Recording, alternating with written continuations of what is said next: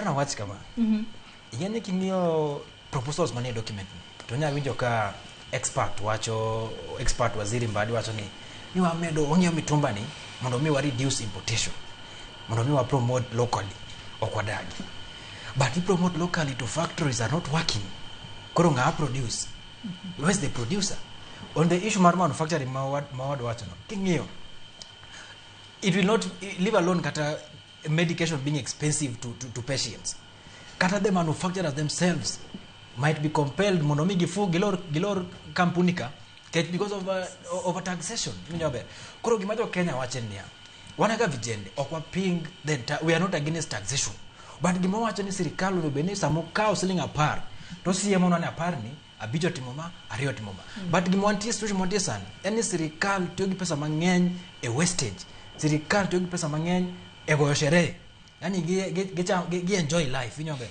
Mane momio vijende wacho ni sirikal nyaka look into things machalo kaka cutting expenditure, gingad tiyogi pesa. Gingi into corruption loopholes. Wadin corruptions gi mondo mi pesa ma kethoreka oduoge iye.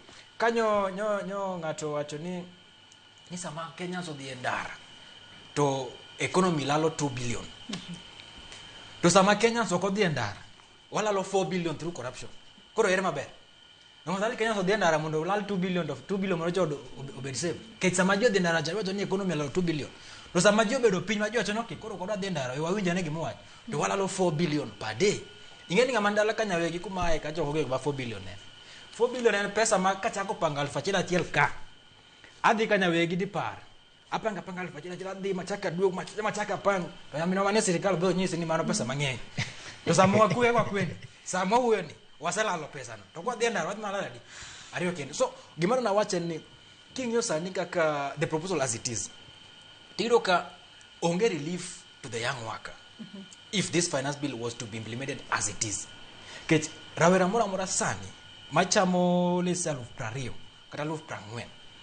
Ka poki chulo rent, fare, chiemo, internet gi help, ose ngadi pay as you earn, ose ngadi SHIF and SHA, ose ngadi housing levy, ose ngadi NSSF. Inyobe, sechego idak Thika, ibiro Nairobi, transport mawuok Thika nyaka Nairobi en 200 one way. Koro kibiro midok en 400. Kibire dwe achiel 1012. Kuro 1012 cha iseto 1012 ndara. Idong 1008.